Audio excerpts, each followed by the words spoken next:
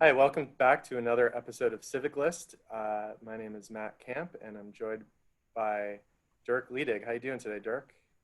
Very good. Great to be here. Yeah. So, Dirk, we've gotten to know each other through our teacher apprenticeship program through Wild Earth, and I've gotten to know about your many interests and your role as co-founder of LifeLabs Learning and the many community-oriented projects that you set up, like Meaningful and now the United States of Listening. So I'm really happy that you're joining us today. And what are you curious about these days, Dirk? What a good question to start with. I think I am most curious about staying curious. Hmm. Staying open is not easy for many people. I'm really curious about confirmation bias. Hmm. I'm curious about the information that I'm receiving that other people aren't receiving. I'm curious about staying human Hmm. and letting other people stay human. Hmm. Yeah, I think a thing that's been on my mind a lot has been the othering of others, building false ideas around people who are not in our in-group. Hmm. It's very prevalent currently, where we create the stories that support our stories. Hmm. So I'm curious, and I am invested in things to keep us all human, Nice. to let us all realize we're in this same big boat of Right. life. Right. So it sounds like you're really interested in bridging divisions, and um, having an inquisitive mind. And it sounds like confirmation bias is kind of at the root of that. Could you explain just a little bit what confirmation bias is and how you how you combat that or check yourself on that? Yeah. Well, we kind of see what we want to see. We hear what we want to hear, and nowadays we're also served what we want to see and what we want to hear. Right. It's part of our social media diet and part of what we're just being shown. So not only are we deciding ourselves what we want to see and hear, to support our ideas, we look for things that will support them, but also now our environment is reshaping. And this is the first time actually that is really happening, Mm. that what we look for and what we look for often is going to be shown to us more often. Mm. So it just deepens the ideas that we already have, and it decreases diversity of thinking, of idea, of exposure, and just makes us feel actually more insular, Mm. and it creates differences artificially. Mm-hmm. So And that's what around the confirmation bias. mhm. And what are some specific practices that you implement to counteract that? I think the first one is awareness, Mm. just the idea of labeling it as confirmation bias and being cognizant of me, myself, being somebody who is going to look for things I already know or already like. Mm. So I think number one would be awareness. Mm. And what happens when we become aware of our own biases or confirmation bias and we get out of that kind of insular, cozy, in-group feeling? What's the pivot there? Um, I think the labeling it as, like, I'll actually say in my own head, I'll say, well, confirmation bias. If I see something on Facebook or on Twitter and I like it or I immediately dislike it. Mm-hmm. So just when I have a strong initial reaction Mm-hmm. to anything, Mm. I'll just put a word on it. I'll say, confirmation bias or confirmation bias happening. Right. And that already puts me in a little bit of a pause, Mm. rather than just going down that route Right. and deepening the idea. I think the second thing it does, it allows me to respond to it in a non-direct and superficial way.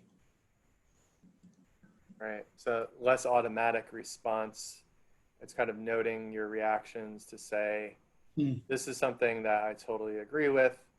This is something I disagree with. I know that, I don't know, I haven't read like the journal articles, but I've heard, and actually I think it was Joe Rogan's podcast, he talked about people in some studies seek things that make us upset and seek things that kind of just, you know, trigger this frustration part of our brain. And clearly, you know, if we're surfing Twitter all day, like that's just a constant feed. I call it the ingratitude machine or the ungratitude machine. It's like this constant stream of complaints. And so I just wonder, like, if you were aware of any science about that, or if there's anything in your own work, like in LifeLabs Learning, that you've implemented where people can pivot away from a place of comfortability into a place of maybe uncomfortability / learning. Yeah, so the first thing goes back to the actually labeling of what's going on. So generally, you know, science shows that if you have an emotion and you label the emotion, you have an ability to react to it in different ways than you might automatically do. So just by saying something like, oh, right now I'm concerned, or right now I'm worried, or I'm angry, which is sort of some people consider it an emotion, some people don't. So starting by just the labeling of anything that's going on inside you allows you to have a willful response and not an automatic response. So that's the second part then, like in Buddhist teaching, it's also called the second arrow. You know, you've got like when you have an emotion, it's not about suppressing the emotion, it's acknowledging and having that emotion. But then what you do once you have that, that's the big moment where you actually can empower yourself to be the driver of your own reaction and your own perception. I think that's sort of at the root of it. And, you know, who wouldn't want to be the driver of their own reactions rather than to be just driven by something? Yeah, and so the first arrow is when the monk is walking through the woods and just gets shot in the leg, and then it kind of just happens almost randomly. And then the second arrow is the monk's reaction. It's, oh, I shouldn't have been taking this walk. I should have left earlier. You know, it's my fault. It's that self-inflicted second arrow. Yeah. Cool. So maybe I'm kind of curious about what got you here and your own path to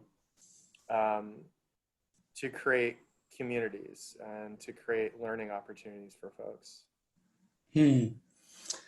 So I would say it started with an internet service around personality assessment, probably about 15 years ago.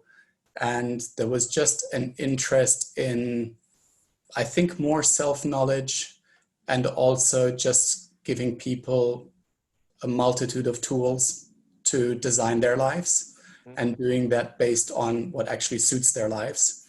That was the very initial interest. Then about 10 years ago, my wife and I, we co-founded LifeLabs Learning. And that was driven just initially by her endless curiosity about human interaction and about the things that make lives easier and make lives better, and sort of extracting from that something that we label as life's most useful skills that you don't learn in school. And out of that grown were workshops that we delivered to people to basically be better around one another, to be more human around one another, to be more productive with one another, and just to achieve the things that they want to achieve together. And most of us aren't born as natural leaders. Most of us don't have exemplary role models to strive after. So helping people design their interpersonal interactions just seemed as a very worthwhile place to spend our focus and energy on. So out of that, and this is basically done in a corporate environment, but we do spend most of our time at work. So creating better interpersonal lives there is a thing that seems quite important to do. And my interest now specifically, other than LifeLabs, has been focusing on communities and sort of going back to Maslow's hierarchy of needs, where we at the bottom, we have just like survival and then comfort and shelter. And just above that is the need for socialness. And actually the only sort of internal need that has like physical impact on us, if we don't feel socially connected, we actually feel stress and pain, and it can shorten our lives and our well-being. And I believe that this is an area that needs a lot of attention, because people are not living the communal lives that we were built to live. We grew up in villages until about 100 years ago. Everything was smaller, more concentrated. We had bigger families. Aunts and uncles raised kids. We had, you know, the idea of the village. I'm very much fascinated by bringing back the village into our fragmented lives. And maybe one thing to add to that, it's also become just more difficult for us to even understand how to live healthy social lives. It's kind of, I like using this metaphor of the social diet. So we're all aware that our physical diets are kind of designed not to be beneficial to us anymore. Through the millennia, we were drawn to fatty and sweet foods because those were rare, and we're still drawn to those. And now that they're abundant, we just overeat on those. And it's really hard for us to control. Obesity is an aspect of that, and all the psychological disorders that come with that. So I think with our social diet, it's the same. We still know kind of that we want contact and people, but we have all these easy, convenient, just at the fingertips of our hands, social interactions that kind of satisfy us briefly, but that don't actually have like the real social nutrition that we need. So I very much believe that this is an area that we can all benefit from, and I love putting my energy in that domain. Yeah. Social diet, social nutrition sounds like a way of meeting those needs in the hierarchy. What spaces or venues have you created to foster that? So a year and a half ago, I was going to say a year ago, because the last half year I kind of don't have any time concept for, but a year and a half ago, we started this space and place and community called Meaningful, mngfl.org. And this was basically a place for experimenting with how people prefer to come together socially, to feel enriched by the experiences, to play, to exchange, to learn, to stretch, to have adventures together, and filling that gap of regular, sustained, committed social interaction that many people don't have nowadays anymore. Especially, I think, especially city people, and maybe especially living here in New York, people are very busy. They have a lot of superficial connections with many people often, but having a space where you actually come together and see the same people on a regular basis, you share your stories, you know one another, you build a bond and the trusts of people that are deeply engaged and involved in your lives, in your life, and you are in their lives. So creating a new social fabric when I believe that it's become more fragmented and less fulfilling. That's meaningful. Meaningful, yeah, it's great. I was able to participate in a few a few open houses that you had, and I was really impressed by the kind of introductory questions, the thought questions, the kind of exercises you had. What are some of the questions that you found most helpful to help people get into each other's lives and to help build that social fabric? Mm. Oh, so the thing I really particularly like is storytelling. So one thing we would do is, especially people who are new with one another, asking them to tell their story in a very specific format. Mm. And the specific format to the storytelling is it's a three-part question that each person answers. And the first part of the question is, what was your story so far? Second part is, what is your story now? And the third part is, what will your story be? And now there's a little twist to this question too, and that is that you answered the question by talking about yourself in the third person. Mm. And what it does, it frees you from some of the judgments that you might normally have against yourself, and you might be more open and more sharing in that. So this is an example of a question or a group of questions that leads to really quick rapport with people who you might not know well, and a level of intimacy and vulnerability and openness and fun and experience with one another. Great.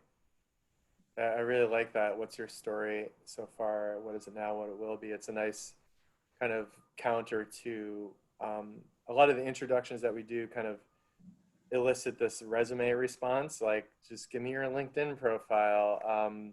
So I think, like you said, it helps us dig deeper, and the third person allows us to maybe reflect a little bit more. And it reminds me a lot, especially what was your story so far, reminds me of another similar exercise my friend Tim Silgeski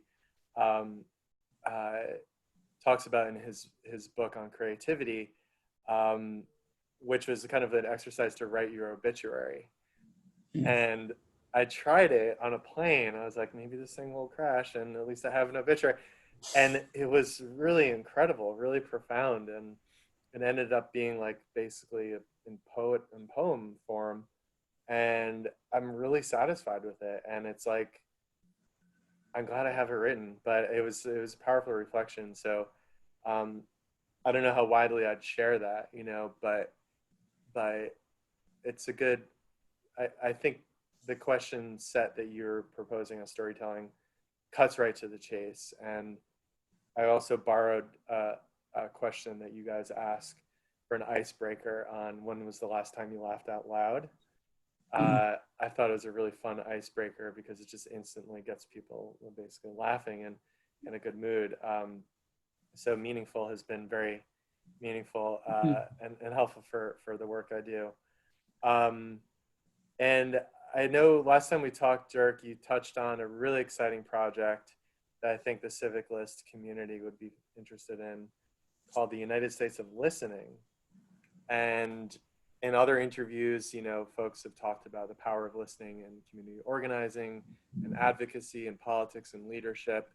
What is this project about, and how can people get involved? Well, this connects directly to the beginning of our conversation. Is like, what can one do and what do I like to do? So thinking about a situation in which almost everybody in America feels polarized or alienated from somebody, um, I was wondering, what could we do to make people feel more connected, and what are the tools that I know? And together with a friend whose name is also Matt, we thought about what we would think could be most helpful.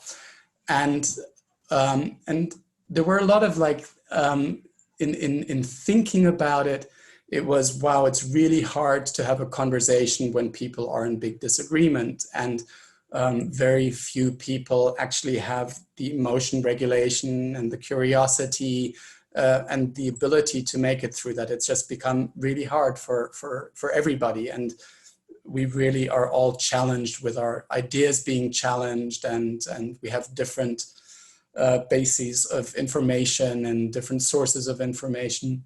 Mm. So what would be helpful in that? And we thought, going back to the very beginning of what a conversation is, and that a conversation can only happen when people listen to one another. So the core ingredient is listening, is making the other person feel heard, and taking the other person in as a human, and not as an idea or a concept or an opponent or an enemy. So the United States of Listening is that. It's a platform that we just kicked off. It's very basic. The idea is to have ambassadors to the United States of Listening. And an ambassador, all they need to do is they need to find somebody who doesn't agree with them. In this case, we're going to limit it to like a political environment. Find somebody who's from the other political conviction, and that person gets asked 2 questions, and the person who invited them is the listener to those 2 questions. And at the end of the conversation, which is limited to 10 minutes, so it's brief, both people just shortly extract the needs. And it is that the listener will just list the 3 or so needs that they heard the other person express, and the talker will list the 3 needs they think they expressed. And that's it. So there's no conversation. It's just the beginning of a conversation to open the door. Wow. And so, what are those 2 questions? Are they created, or how do you settle on those? Yeah, so the first question is, what will improve for you personally if your candidate is elected? Question number 1. Question number 2 is, what do you fear will happen if your candidate isn't elected? Great. 10 minutes each, and then the other person extracts the need. So it really does seem to touch on everything you talked about, the hierarchy of needs, and also just the extraction process really kind of demands that the person pay close attention, and it personalizes it and humanizes it, rather than saying, oh, this is just a Republican and this is just a Democrat. It's because people are more complicated, right, than their political party. Mm.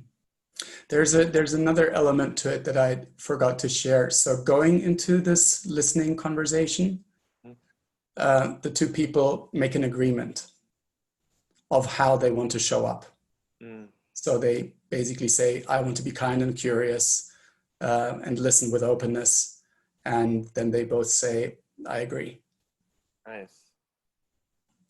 Nice. And we'll be publishing this interview in a few days.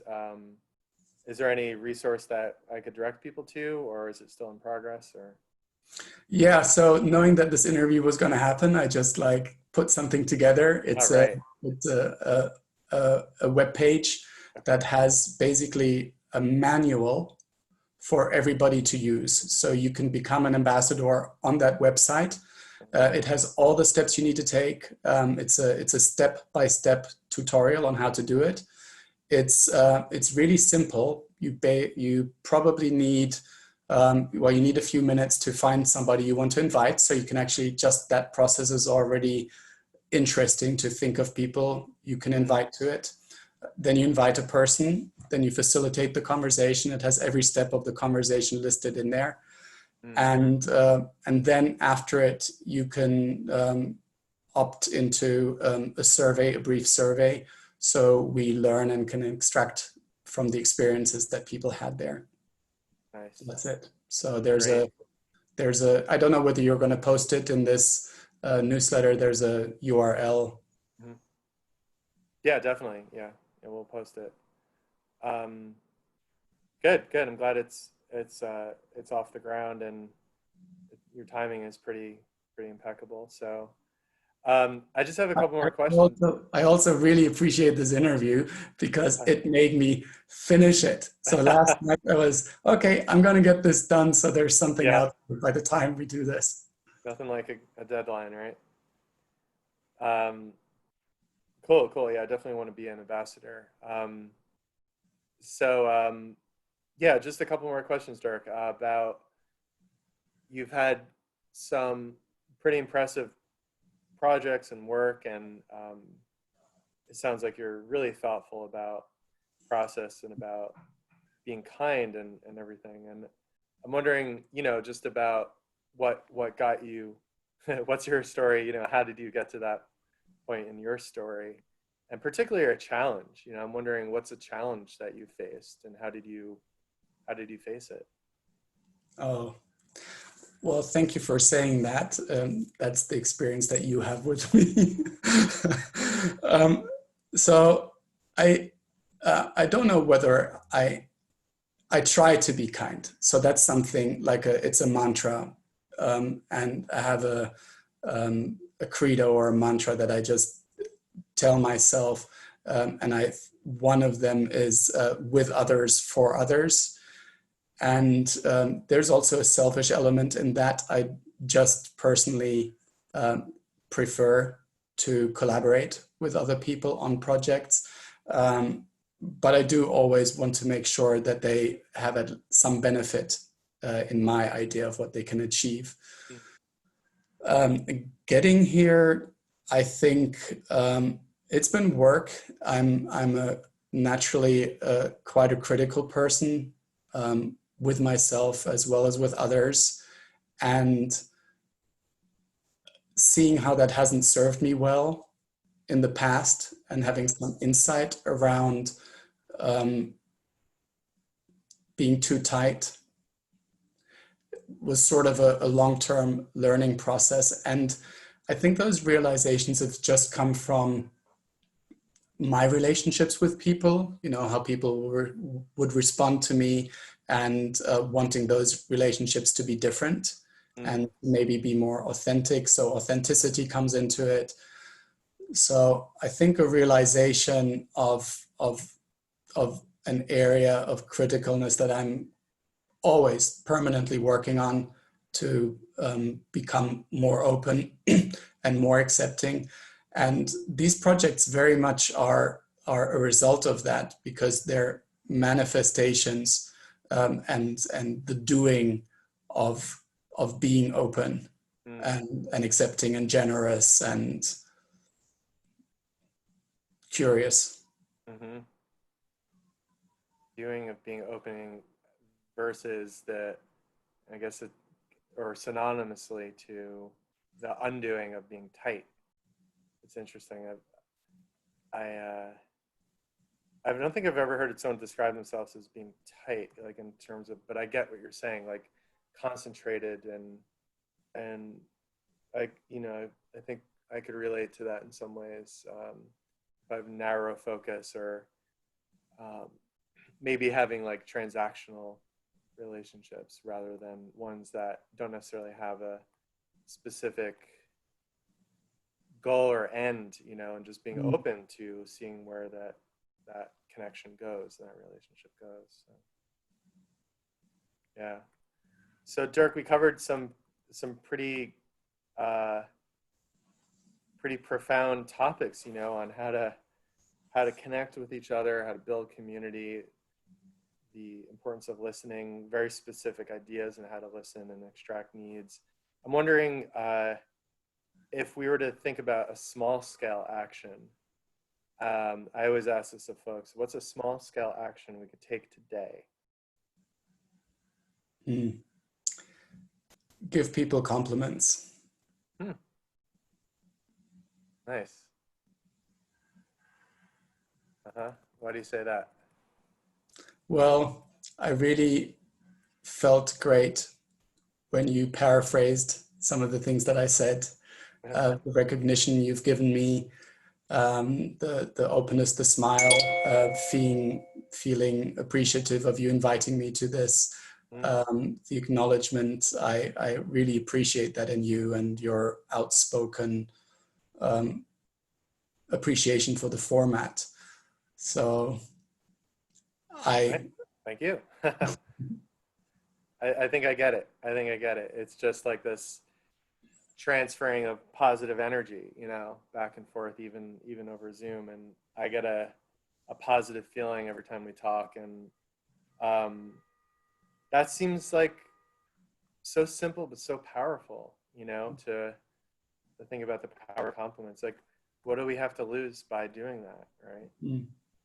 Yeah. It seems totally doable. There's also something really, really nice about it. So they should be genuine and thoughtful. So they will do something for the other person, the receiver, and they also do something for ourselves because they shift our focus towards where we direct our attention. It's like a miniature gratefulness exercise, because the moment you give somebody a compliment, you're expressing gratefulness and you're shifting your focus to something that you appreciate. So it goes both ways. It's one of those wonderful things that just have an impact. It leads to just one more thing in that, and that is a lot of people focus on self-development and self-growth. And I think that is valid to show up better in this world and to feel better ourselves. One of the best ways I've seen in doing that is helping others. Because the moment you help others, you also help yourself. You find fulfillment, you find purpose, you find directionality, you find connection, you find socialness while improving somebody else's life. It's the magic one fix all. Definitely. Well, on that note, I think we'll wrap up, and I just want to thank you for your time, Dirk, and I'll be sharing in a newsletter all of the links and resources that you're part of, and you're very inspiring. I really admire the thoughtfulness that you put into everything that you do. So I'll just hit stop record, and we could just kind of wind up from there. So thank you so much, Dirk. Thank you.